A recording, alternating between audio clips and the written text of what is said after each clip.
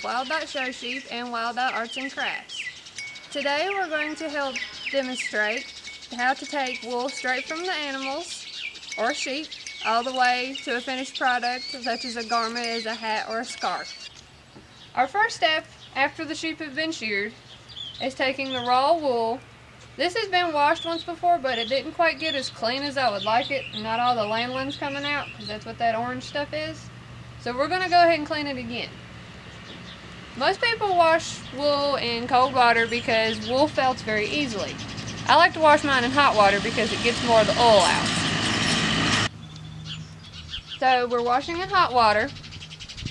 I use Dawn because it cuts the grease. You can use, some people use Joy, some people use Palmolive. I like to use the Dawn because it fights grease a lot better.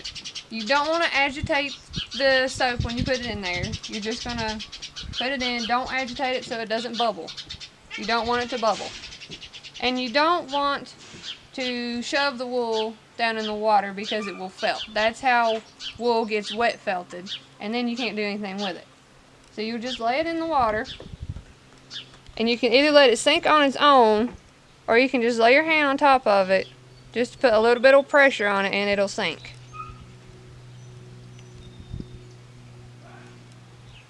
And then we'll leave this setting for probably an hour, maybe 2. And when we come back, you'll see a lot of nasty, dirty water. You'll be surprised at how much dirt it will get out. Our wool has set in here for a while now, and you can see how dirty the water is. And we're going to take it out and just squeeze some of the water out, and you can see it's a lot. See how bright white? Wow. It's a lot nice and clean. And we just lay our wool out in the sun on old window screens. If you've got those old window screens lying around at home that you're not using, they make excellent wool dryers. And then we'll come back this evening and this will be all nice and dry. After your wool has been washed and has dried, you can clean it and card it to make it nice and soft and fluffy and not so lumpy for spinning. There's 2 different ways you can card wool. You can use a drum carder, which is a little bit modern, or you can do it the old-fashioned way with hand carders. We do both ways here. This is some Suffolk fleece that is from some of the sheep down in the field that you've seen behind me earlier. This is Icelandic roving. I wanted to apply something with the Suffolk fleece because Suffolk fleece is not really suitable for spinning because it's very short and it's kind of itchy. This is Icelandic, and it's longer fibers and it's a lot softer, so it's a little more desirable if you're going to wear it against your skin. So I'm going to start with the hand cards. You're loading a hand card, you just rake it across the card.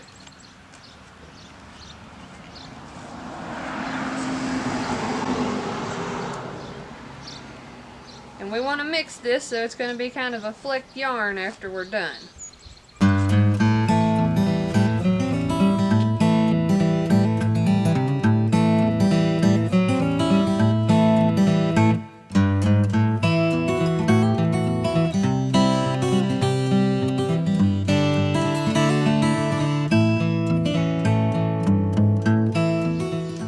On a drum carder, this is Suffolk wool that has been washed already, nice and white. This is some Leicester long wool, and you can see the difference in the length of the fiber. Leicester long wools have nice curly wool, and this is a Suffolk, and you can see how short that is. That's one fiber right there. That's very short. If we were just spinning this Suffolk fleece, our yarn would probably break.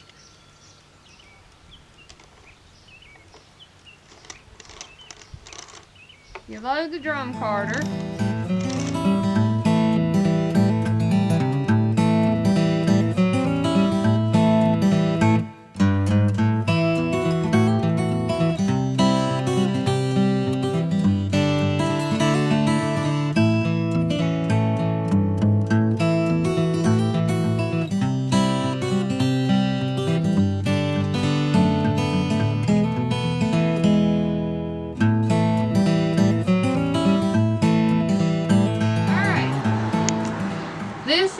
say in 1970 asked for traditional spinning wheels. This one is what you would have seen in the older days when they were spinning wool every day on a daily basis.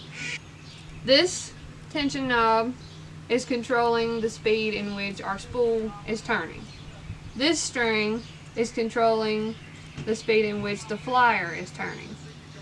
These guide hooks helps move the yarn down the spool, and my little hook for when it goes all the way through the spool and I have to rethread the whole thing. When you start spinning, you'll have a line that comes off of your spool through the flyer, and that's called a lead line. So we're going to start spinning some of that purple and white wool that we were carding earlier. And this takes a lot of practice. It's kind of like walking and chewing gum. You gotta learn how to operate your feet and your hand at the same time.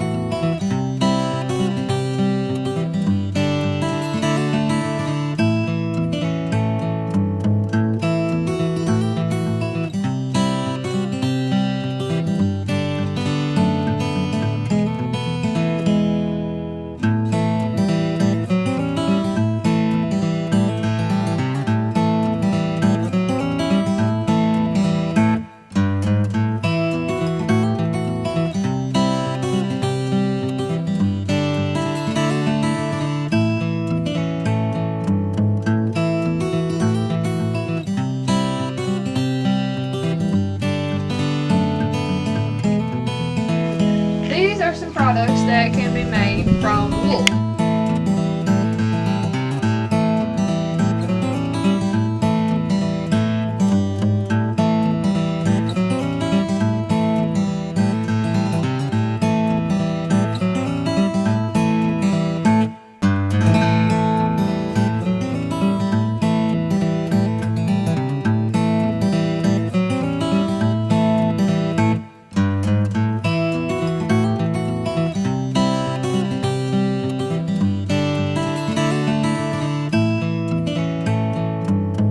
Thank you for being with us today and watching us process some wool straight from our sheep into these lovely garments.